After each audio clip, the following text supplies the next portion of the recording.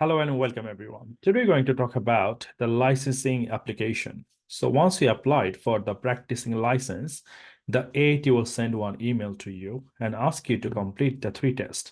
Now we called it the licensing standard application, but we used to call it AAT diagnostic test. So AAT changed a little bit, and now you have to do three tests before they accept your practicing license application.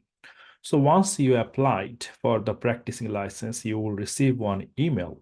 And on this email, they'll explain to you, they will tell you like you have to complete these three tests within 3 months. And they will give you the deadline. For example, if you look at this email, they said like until 7th of May 2024, you have a time to complete this test. And this test is the combination of three areas. So we need to focus on the area that is cover the money laundering, and it will cover the professional ethics, and also it will cover the practice management. The practice management is kind of the new area that it introduced to the practicing license. So of course, like if you haven't done it, you need to know how does it work. So once you submit your application for the practicing license, and they will tell you like this is the three tests you have to do by next 3 months. So if you look at this one, but what this test involves is you must complete the three tests covering practice management, professional ethics, and anti-money laundering. Now, if you like to know what is basically inside of this three tests, the first one is the covering the practice management. The practice management is all about how to take care of the client, how you're going to take care of your client. So for example, if something happened to you, if you are sick, who's going to look after that client? So what is the backup policy you have for the client? Also, how you do the due diligence for your client, and also how you deal with the client money. So this sort of thing we're going to look at from this practice management. So here we're going to look at the setup client and how to deal with the client in the best way, and what is the best practice management. The next one, we're going to look at the professional ethics. The professional ethics is very straightforward. Here, the question will be more. Remember that you have to do three tests separately in 3 months, and each test you have to pass by 3 attempts. So you have only 3 attempts to complete that test.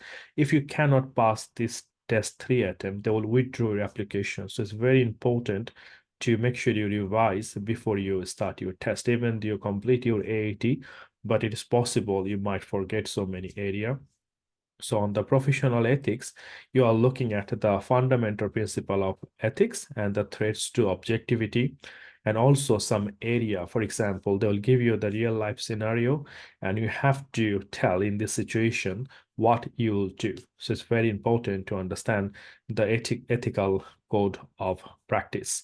Very important, the AAT ethical code, and they give you some materials on the online, and also you can read from the AAT professional ethics book that will give you more idea how to do this thing. But the most important area they're going to cover the 5 fundamental principle of ethics and the threats to objectivity, the safeguard, and some scenario-based question, what you will do if you are on that situation.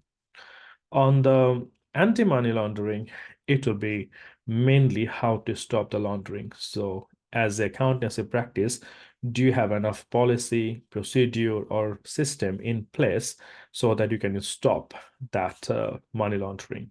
So how you deal with your client, for example, the customer due diligence, so CDD, and also it will be relevant with the Bribery Act 2010. What will be the a punishment for the bribe, and what is tipping off, and when the Bribery Act established. So this sort of thing will be involved in the money laundering. Now, this test, you have to score 70%. All of this test separately, you have to score 70%. As I said, you have only 3 attempts to complete this test. You have to be very, very careful when you do that. And if you look at this one, what happened if I don't complete them? So it says not completing the license application is standard test either by the deadline or within the given 3 attempt means that your application for the AAT license membership will be withdrawn and you will not be eligible for deliver self-employed service and you need to reapply.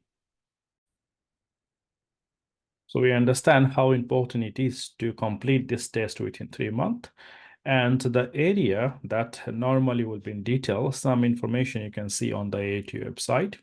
And for the practice management, you can see you have to look at the area, the client care policy, client money policy, continuity of the practice, then professional indemnity insurance, practice insurance standard, and also for the professional ethics, you have to cover the supporting guidance and the resources you can find here, ethical case studies, they will give you some real life scenario. Then you have some anti-bribery professional conduct in relation to the taxation. Also, you need to look at what is the procedure for the tribunal.